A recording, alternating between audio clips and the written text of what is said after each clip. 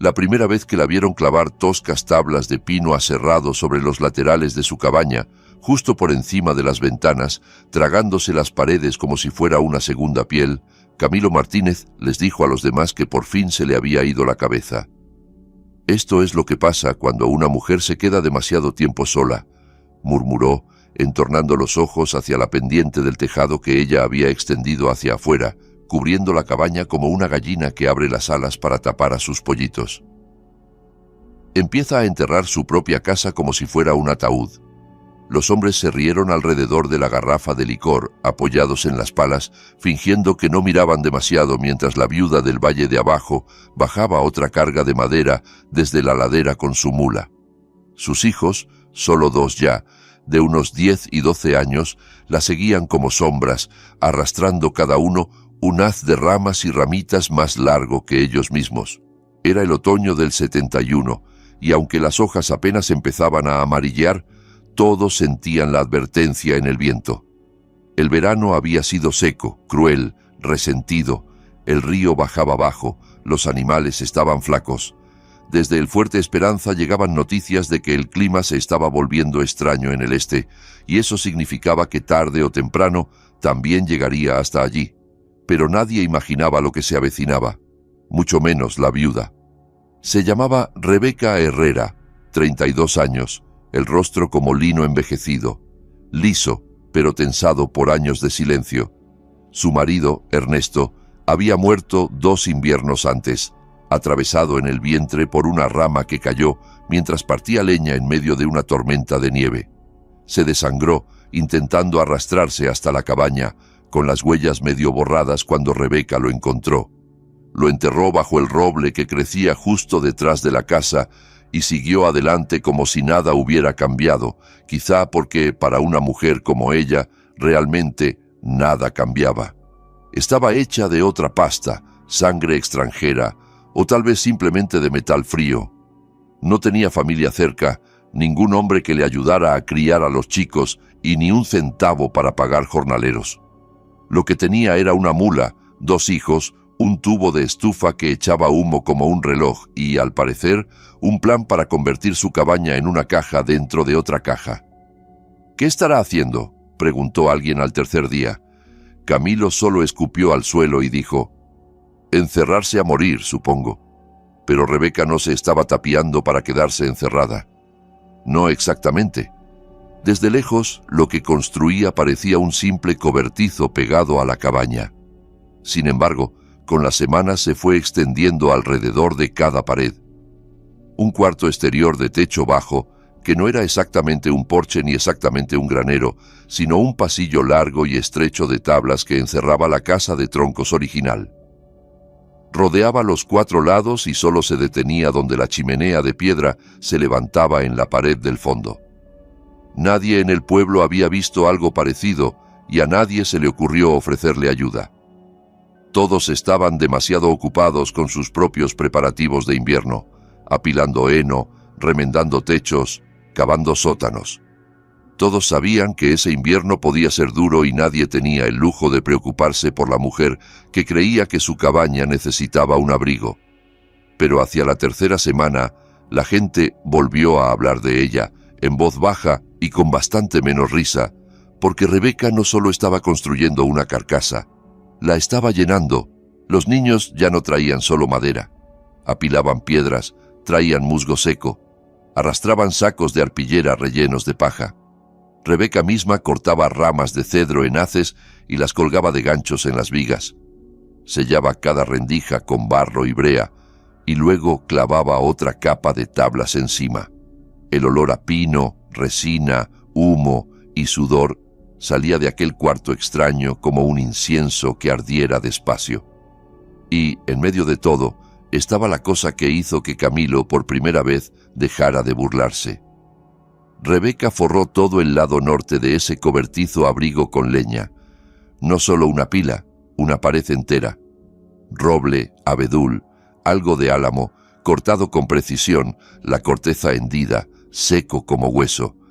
Tenía que haberlo reunido desde el final del verano. Era suficiente leña para que sobrevivieran 3 familias enteras, quizá el doble, pero nadie le dijo nada a la cara. Los más viejos asentaban la cabeza con cortesía si se cruzaban con ella en la tienda de intercambio. Los jóvenes apartaban la mirada. Solo Sofía Jarkin, la curtidora que llevaba la tenería junto al arroyo Piedra, tuvo el valor de preguntarle directamente. «¿Esperas visita este invierno?», dijo, mientras Rebeca levantaba un saco de harina y lo cargaba en su carreta. Rebeca parpadeó una sola vez, despacio. «No, señora». «Entonces te estás fortificando para un asedio, supongo». Rebeca miró de reojo hacia sus hijos. Ellos observaban a dos cuervos peleándose por un trozo de grasa junto al pozo. «No». «Entonces, ¿qué demonios estás construyendo?». Rebeca vaciló. Luego respondió: «Un lugar donde el frío no pueda entrar». Sofía resopló. «No se puede detener el frío, muchacha. Solo se aguanta hasta que pasa». Los ojos de Rebeca no se movieron. «Sí se puede, si lo mantienes afuera». Para diciembre, el valle ya era un manto blanco. La primera tormenta llegó temprano. Dejó casi 1 metro de nieve en una sola noche y partió por la mitad una docena de tejados. La familia Martínez perdió la mitad del rebaño de ovejas por congelación. El bebé de los Duarte casi se muere de frío cuando se agrietó la chimenea y el humo se les metió en las vigas.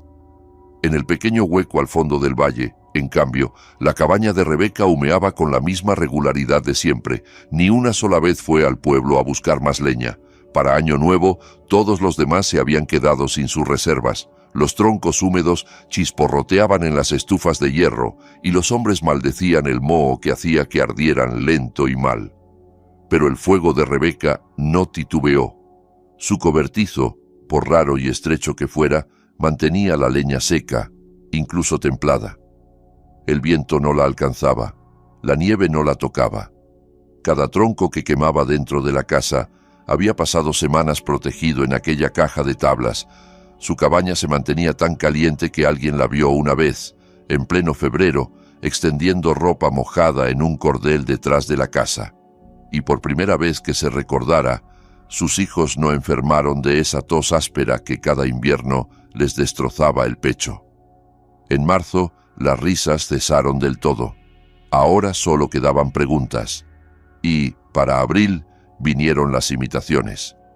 Media docena de casas del valle empezaron a añadir cobertizos de tormenta. Los hombres alargaron habitaciones traseras, levantaron tejadillos apoyados en postes, incluso intentaron enterrar la leña en fosas. Pero no era lo mismo. Sus troncos ya se habían empapado. Sus techos seguían goteando. No entendían. Rebeca no solo había almacenado leña, había levantado una pared con ella, se había aislado con esa madera, la había convertido a la vez en escudo y combustible. Era una defensa contra el enemigo al que todos se olvidaban de temer hasta que era demasiado tarde: la humedad. Y no solo se mantenía seca la leña, ella también. Incluso cuando el último deshielo bajó desde la cresta y empapó la mitad del valle, la cabaña de Rebeca se mantuvo cálida, seca como un libro de himnos viejo. La nieve se había amontonado aquel invierno pesada como una maldición, pero la extraña manga de madera que había construido alrededor de su casa aguantó, desvió el peso, mantuvo a raya el viento, secó su leña, secó sus botas, mantuvo a sus hijos calientes y sanos por primera vez en 2 años. Nadie se acercó a darle las gracias, pero la miraban con otros ojos. Para la primera semana de mayo, Rebeca ya salía temprano con el hacha, cortando los arbolitos que crecían junto al borde todavía helado del arroyo, troncos que los demás habrían esperado hasta finales de verano para talar. Sus hijos, Lucas y Elías, se movían detrás de ella como 2 fantasmas entrenados. Lucas, el mayor, ya cargaba una pequeña hacha y llevaba la vieja bufanda de su padre como si significara algo. Elías, más menudo y nervioso, hablaba poco. A menudo arrastraba solo ramas caídas mientras Rebeca abría el camino. Trabajaban en turnos largos: cortar, partir, apilar. Rebeca ya no miraba hacia las colinas, donde la casa de los Martínez seguía medio enterrada en el barro del deshielo. No levantaba la vista a la cresta, donde los Duarte estaban levantando un cobertizo parecido al suyo, torcido y mal sujeto. No hablaba a menos que fuera para dar instrucciones a sus hijos. Solo trabajaba. Lo que construyó después hizo que los vecinos volvieran a murmurar. Rebeca no se limitó a rellenar su cobertizo. Lo dobló, lo alargó. Usó el mismo método. Tablas, brea, musgo para calafatear, relleno de paja. Pero esta vez no lo pegó tan cerca de la piel de la cabaña. Se alejó unos pasos. Levantó algo que casi parecía un pasillo con un segundo techo, como un claustro, como la coraza de una fortaleza. Para junio, su cabaña medía el doble de ancho. Un anillo de espacio aislado y seco la abrazaba por completo, lo bastante alto para caminar erguido, lo bastante ancho para apilar leña a ambos lados. Algunos decían que estaba construyendo un ataúd gigantesco otra vez, pero el cobertizo improvisado de Camilo Martínez ya se había venido abajo con los vientos de finales de primavera, así que él no tenía mucho que decir. El pastor Álvarez se presentó una mañana con un tarro de mermelada de grosella como regalo y excusa. Dijo que venía a revisar la salud moral de las familias más aisladas del valle. Rebeca no abrió la puerta. Lo hizo Lucas. «Está trabajando», dijo el chico. «Bueno», balbuceó el pastor, «quizás solo un momento». Lucas no se movió. Unos segundos después, la voz de Rebeca se escuchó desde algún punto detrás de la puerta. «Deja que el hombre hable». Así que él habló. Elogió su fuerza, su fortaleza, su ejemplo, pero las alabanzas se fueron agotando a los pocos párrafos y dieron paso a una pregunta lenta y envolvente. ¿No cree que ya es hora quizá de buscar más compañerismo? Hubo un silencio. Rebeca salió por un lateral del cobertizo, con los guantes manchados de resina negra, las mangas empapadas, el pelo húmedo de sudor. «Tengo compañerismo», dijo. «¿Dónde, Rebeca?» Ella miró a sus hijos y luego a la pared de leña que crecía a sus espaldas. «Aquí mismo». El pastor carraspeó. «El buen libro dice...» «Ya sé lo que dice», lo interrumpió ella. «También dice, la mujer sabia edifica su casa». Él abrió la boca otra vez, pero Rebeca se dio media vuelta y regresó a su trabajo, llamando por encima del hombro. «Si quiere ayudar, coja un tronco y apílelo. Si no, no me quite la luz». El tarro de mermelada se quedó sobre el porche. Ella nunca lo abrió. A finales de julio, la cabaña de los Herrera parecía menos un hogar y más un baluarte. Los vecinos que bajaban al mercantil pasaban a caballo junto a su pequeño valle y aminoraban el paso instintivamente al verla. Algunos susurraban que se estaba preparando para la guerra. Otros decían que se había vuelto loca del todo. Pero los más callados, los colonos más viejos, aquellos que recordaban la gran helada del 57, la inundación del 63 y el vendaval que arrancó de cuajo el techo de la escuelita, solo asentían y murmuraban: «Ella sabe lo que viene, eso se siente en los huesos», y no se equivocaban. Ese verano se volvió raro. El sol pegó demasiado tiempo, venían nubes que no soltaban una sola gota. El río bajó más bajo que nadie lo había visto desde que los primeros colonos cruzaron aquella curva en el 49. Las cosechas se tornaron pálidas, luego doradas, luego marrones y al final quebradizas. Las gallinas ponían menos huevos. Las vacas adelgazaban. Pozos que habían dado agua clara toda la primavera empezaron a escupir arena y agua manchada de hierro hacia agosto. La gente comenzó a susurrar la vieja palabra sequía. Intentaban no decirla en voz alta, porque en el oeste sequía no significaba solo calor, significaba enfermedad, significaba podredumbre, significaba pasto seco que se convertía en fuego con el primer rayo de tormenta. También significaba animales que desaparecían, cosechas que se convertían en polvo y vientos que podían arrancarte el techo de un tirón y dejarte tosiendo polvo durante meses. Y significaba otra cosa más, la peor clase de invierno. Cuando el agua anda torcida, la tierra no se congela bien. La nieve llega mojada, luego seca, luego mojada otra vez. El hielo se vuelve quebradizo y afilado, y nada arde limpio. Cuando tu madera se ha empapado y secado, y vuelto a empapar y a secar, la estufa silba como serpiente, la chimenea se tapa. Y si no te has preparado, de verdad preparado, estás muerto antes de febrero.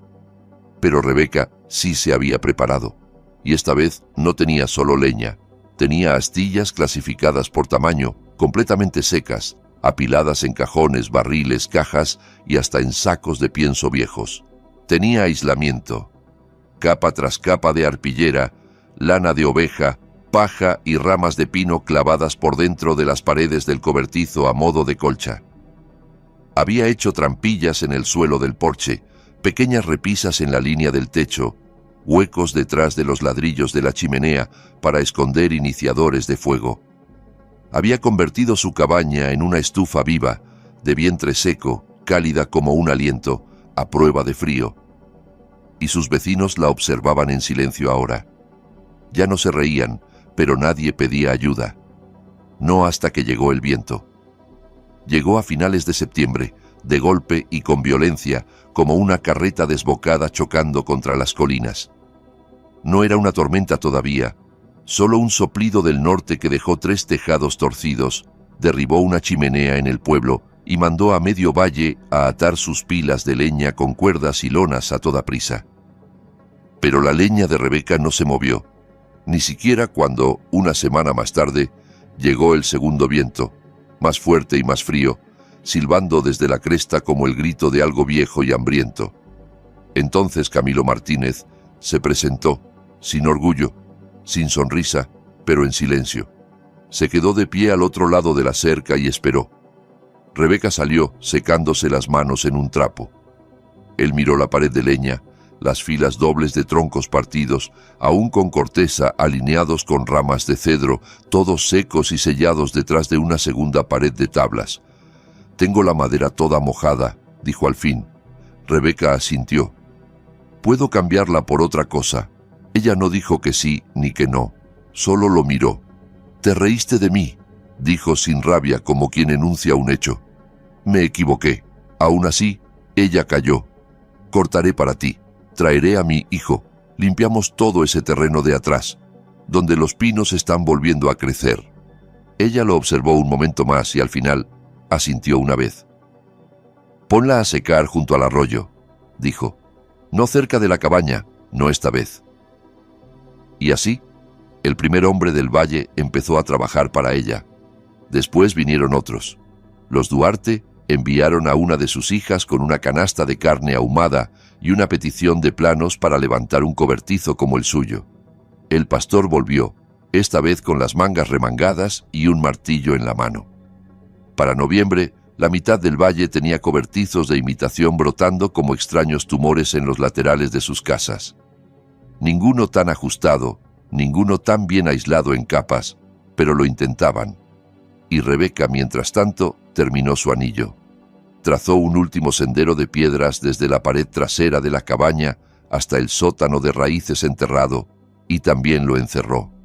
Un túnel, cálido, sin viento. El frío no podía tocarlo.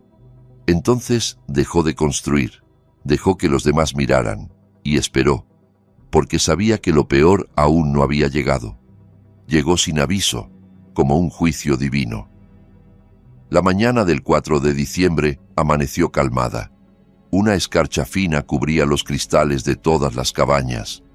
En el valle se había instalado un silencio tan denso que hasta los pájaros parecían contener el aliento.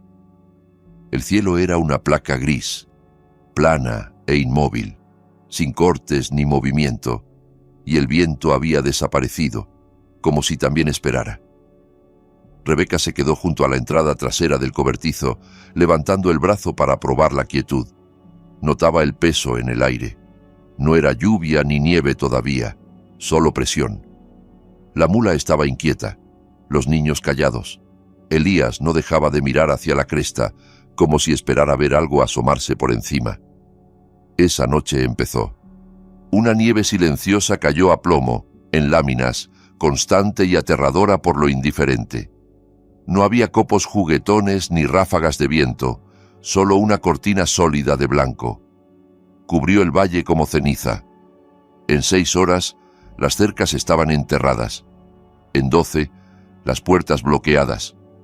Al amanecer, el asentamiento casi había desaparecido bajo la nieve. Los que habían mantenido la estufa encendida durante la noche tuvieron suerte. Sus chimeneas siguieron abiertas y el humo siguió saliendo hacia el cielo. Los que dejaron morir el fuego para ahorrar leña, pensando en reavivarlo al amanecer, despertaron a oscuras, en silencio, con las chimeneas selladas por nieve compacta. Y lo peor, casi todos tenían leña que no prendía, porque cuando llegó la tormenta, llegó húmeda. Las primeras 12 horas empaparon todo antes de que el hielo se apoderara del valle. Los troncos que se habían dejado bajo lonas y toldos se volvieron resbaladizos, inútiles. La yesca se convirtió en papilla. Las cerillas se partían sin encender. La cabaña de Rebeca brillaba como un farol en mitad de la tormenta. Dentro hacía calor, no un calor sofocante, pero sí constante, respirable, como el de un granero habitado durante años. Las paredes dobles del cobertizo no solo habían detenido el frío, lo habían frenado, habían cortado el viento, mantenido cada tronco seco. Lucas y Elías trabajaban por turnos durante la noche, alimentando la estufa. Usaban primero lo pequeño, delgadas astillas de cedro, piñas, ramitas envueltas en cera. Rebeca les había enseñado a priorizar. Mantengan la yesca pequeña y seca. No gasten el roble grueso hasta que el fuego sea limpio. Cierren la compuerta cuando el viento silbe. Siempre 2 fuegos por delante. Les había repetido en otoño en forma de ejercicio. Ahora lo hacían en silencio, eficaces, en la penumbra de aquella cabaña enterrada, con las ventanas tapiadas por 2 capas de madera y tela engrasada. Rebeca vigilaba el túnel lateral. Conducía desde la esquina trasera de la cabaña hasta el viejo sótano de raíces, un lugar que la mayoría solo visitaba en primavera, cuando la tierra se ablandaba. Pero ella lo había preparado durante todo el otoño. Puso virutas de cedro, tapó filtraciones, reforzó la pendiente. Ahora era su mejor despensa: carne curada, quesos duros, manzanas secas, frascos de manteca. Lo revisaba cada pocas horas porque no se fiaba de que la tormenta se mantuviera educada. Y tenía razón. Para el tercer día, la nieve llegaba más arriba del pecho de un hombre. Los techos se combaban. El humo desaparecía en el blanco. El viento había vuelto, cortando el valle como un cuchillo, doblando los pinos. Los ventisqueros se apretaban contra las paredes, encontrando rendijas, convirtiendo cada casa en una tumba enterrada, excepto una. El cobertizo de Rebeca no era un añadido improvisado. Estaba pensado. La pendiente del techo estaba inclinada hacia afuera, lejos del tejado principal, para que la nieve resbalara en vez de acumularse. Los aleros estaban reforzados. Las paredes tenían doble armazón, con tablillas que permitían un mínimo juego, de modo que el peso de la nieve podía presionar sin derrumbarlo todo. La chimenea tenía una caperuza simple de lata, un tubo viejo recortado y atado con alambre para dividir y desviar la nieve que caía, manteniendo el tiro abierto incluso mientras la tormenta enterraba el resto del mundo. Al cuarto día oyeron el primer golpe. Suave, indeciso. Elías, sobresaltado, soltó el haz de yesca que llevaba. Rebeca se puso de pie y escuchó. Luego se dirigió al estrecho corredor delantero, donde la puerta original de la cabaña quedaba hundida dentro del nuevo cobertizo. Abrió un poco la puerta exterior y encontró una figura pálida desplomada contra las tablas. Era Sofía Jarkin, la curtidora, medio congelada, con los dedos rígidos, una bota perdida, el cabello cubierto de escarcha. Rebeca la arrastró hacia adentro sin decir palabra. Le quitó el abrigo, la envolvió en una manta y le llevó caldo mientras la mujer temblaba en el suelo, cerca de la estufa. «Salí de casa hace 2 días», susurró al fin Sofía. La estufa reventó. El humo se nos vino encima. Los perros se congelaron primero. Rebeca no respondió. Solo le tendió otra manta y echó otro trozo de pino seco al fuego. Al anochecer llegaron dos más. El hijo mayor de los Duarte, cargando a su hermanita de unos 5 años, medio inconsciente. Su padre había salido a por leña y nunca regresó. Su propio fuego se había apagado un día atrás. Rebeca los dejó entrar. No dio discursos ni sermones. Solo despejó espacio, les dio agua caliente con melaza, secó su ropa, sacó más mantas, obligó a sus hijos a mover sus cobijas al pasillo lateral. «Hoy duermen en la pared del cobertizo», les dijo. «Allí es más cálido». Lucas asintió. Ya lo sabía. Para el 6º día había 10 personas dentro de la cabaña. Algunos llegaron gateando, otros fueron arrastrados. Nadie preguntó ya por qué había construido aquel cobertizo. Solo pedían calor, y Rebeca lo dio, pero no gratis. «Tú cargas la leña», le dijo al pastor Álvarez, que llegó tambaleándose, con una mano quemada por intentar encender un fuego con mala madera. «Tráela de la pared sur y vuelve a apilarla después de cogerla, sin huecos». A la esposa de Camilo, que lloraba abiertamente porque su marido no había vuelto tras intentar limpiar el tiro de la chimenea, le ordenó: «Tú separas las piñas de cedro. Necesitamos fuego limpio para hervir el agua». A la hija de los Duarte, ya despierta pero tosiendo, le dijo: «Tú barre las cenizas, pero no todas. Deja una base en la bandeja. Ayuda a sostener el calor». Todos tenían una tarea, nadie se quejó, porque nadie más tenía fuego, y porque Rebeca no lloraba, no suplicaba, no prometía nada. Solo actuaba, y al verla actuar, los demás la seguían. Para el 8º día la nieve empezó a cambiar, no a derretirse, sino a moverse. Los montones se deslizaron, las cornisas cedieron. Un cobertizo junto al río apareció aplanado. El sótano de los Martínez se había hundido. Alguien dijo que se veía la punta de un tubo de estufa asomando como lápida en un ventisquero, pero nadie sabía de qué casa era. Dentro de la cabaña el aire seguía seco y cálido. La comida iba justa, pero Rebeca había puesto a remojo frijoles secos, manteca, avena machacada. Racionaba con precisión, sirviendo con cucharón, no con tazón. Nadie protestaba. Una noche, mientras removía una olla de nieve derretida con trozos de carne seca, Sofía preguntó en voz baja: «¿Cómo supiste?» «No lo hice», respondió Rebeca sin levantar la vista. «Entonces, ¿por qué?» Rebeca se detuvo un instante. «Porque al frío no le importa si crees en él o no, solo llega». Sofía asintió despacio, con los ojos brillando. «Tu marido no murió en vano». Rebeca giró la cuchara otra vez. «Murió con frío. Es lo único que recuerdo». El silencio que siguió no fue solemne, solo verdadero. Para el 10º día, cuando el viento empezó a amainar y un primer rayo de luz se coló por la parte alta de la pared, mostrando un trozo de cielo azul tras las nubes, Rebeca abrió la puerta principal por primera vez desde que comenzó la tormenta. La nieve se había endurecido como piedra. Cavó un túnel con su pala, cuyo mango había envuelto en lana, y salió hacia el frente, hacia la claridad que se filtraba por la estrecha rendija entre el techo del cobertizo y la masa de nieve encima. La capa estaba compactada en estratos, aplastada por su propio peso, pero se había formado una costra en la superficie. Trabajaron por turnos. Lucas se alternaba con Elías. Rebeca descansaba entre paladas. Nadie más se ofreció. Sabían que no era que ella rechazara la ayuda, sino que se movía con un propósito que nadie quería interrumpir. Al mediodía rompieron al fin la costra. Un haz de sol se clavó en el corredor como una hoja.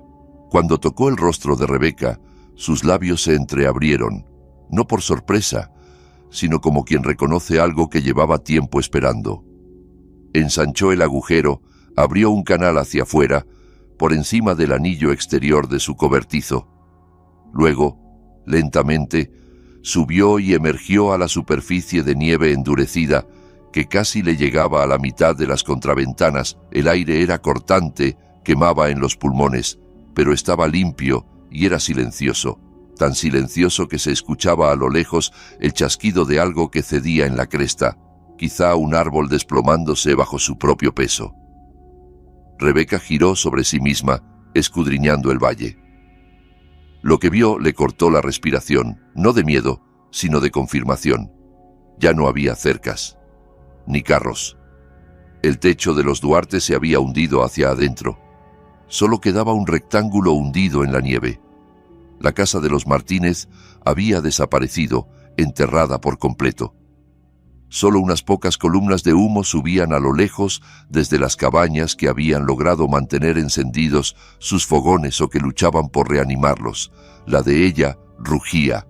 Detrás de Rebeca se oían voces, niños susurrando, el pastor tosiendo, alguien moviéndose entre mantas. Estaban vivos, todos, y aún quedaba leña. Se agachó y destapó el respiradero que había dejado bajo los aleros del cobertizo, llamando hacia el túnel. «Despejen la pila del sur, hoy quemamos pino, el cedro será después». La voz de Lucas llegó desde abajo. «Entendido». Rebeca fue hacia el lado oeste, abrió un hueco cerca de la base y dejó al descubierto la capa exterior de la pared de leña. Estaba seca. Sacó un tronco y aspiró el olor fresco, punzante, del corazón de cedro. Sus manos, rojas por el frío, no temblaron. El viento había pasado. Ahora venía la inundación. Al tercer día, desde el final de la tormenta, empezó el deshielo. No goteaba, se precipitaba. Los ventisqueros se hundían y se corrían. Las cornisas se desmoronaban desde las crestas. El agua se acumulaba donde los techos cedían. El barro se extendía como tinta sobre los caminos compactados. Los sótanos de raíces, olvidados bajo la nieve, se empezaron a ahogar. En la cabaña de Rebeca, el agua no entró. Ella cavó zanjas poco profundas alrededor del perímetro del cobertizo y después canales más hondos hacia la parte trasera, orientados al viejo pilón de piedra que en otros tiempos había servido de abrevadero para los ciervos. El agua siguió esos cauces. Ella la observaba con sus hijos, la veía pasar de hielo a hilo, de hilo a arroyo. El hijo de Camilo, Iván, llegó el quinto día. Se plantó al borde de una zanja, empapado hasta los muslos, la cara ajada por el viento. «No conseguimos secar nada», dijo. «La estufa se ha apagado otra vez». Rebeca estaba junto a la esquina del cobertizo con los brazos cruzados. «Tu cobertizo se vino abajo». Él asintió. La leña se empapó. Otro gesto. «¿Traes cuchillo?» Él sacó una hachuela del cinturón. Ella señaló el extremo este de la propiedad y dijo: «Allí hay un bosquecillo de abedules. Corta corteza, sécala junto al fuego, prende rápido». «Ya lo sabemos, lo intentamos, pues inténtalo más». Él no se movió. Tras un momento ella añadió: «Toma algunas ramitas de mi pared sur, solo las necesarias para arrancar el fuego. Trae una cuerda, haz un haz». «Está bien». Iván no añadió nada, pero se le llenaron los ojos. «Gracias, señora». «No me des las gracias. Quémalo limpio». Iván echó a correr. A la mañana siguiente llegaron 2 niños más. Luego, una madre con un bebé. Después, Sofía se marchó, decidida a traer a su prima del otro lado de la cresta. Se convirtió en un relevo constante. La cabaña de Rebeca, su extraña casa envuelta y a prueba de frío, se convirtió en un punto de calor en un valle azul y quebradizo. Ella racionaba con cuidado, medía cada tronco, cada astilla. 4 trozos por carga de estufa, le dijo a Lucas. Ni uno más. Déjala que baje.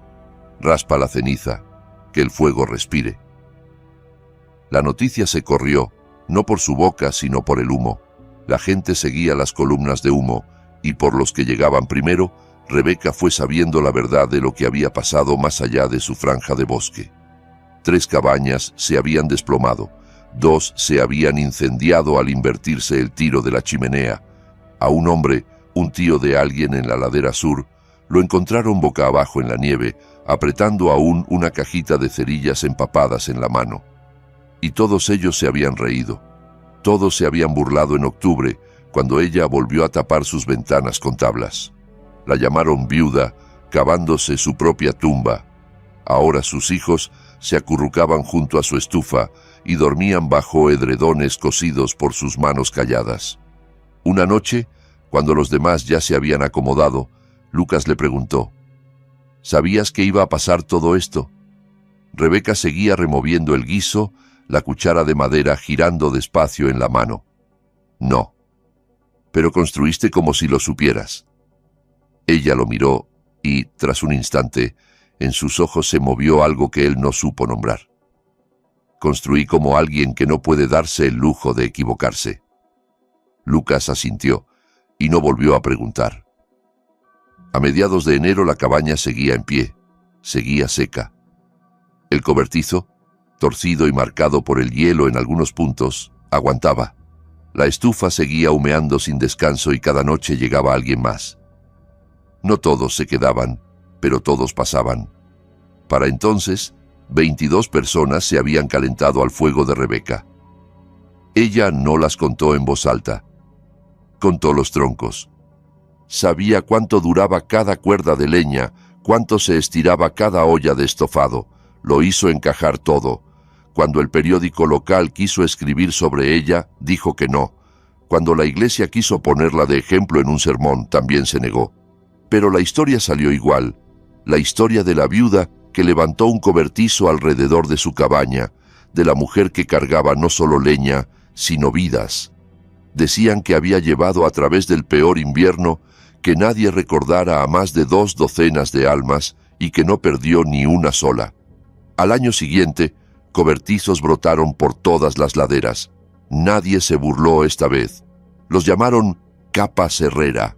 Los construyeron anchos, altos, algunos incluso bonitos, pero ninguno fue tan firme como el de Rebeca, porque el suyo no había nacido de la simple astucia, sino de una negativa, la negativa a dejar que el frío ganara otra vez.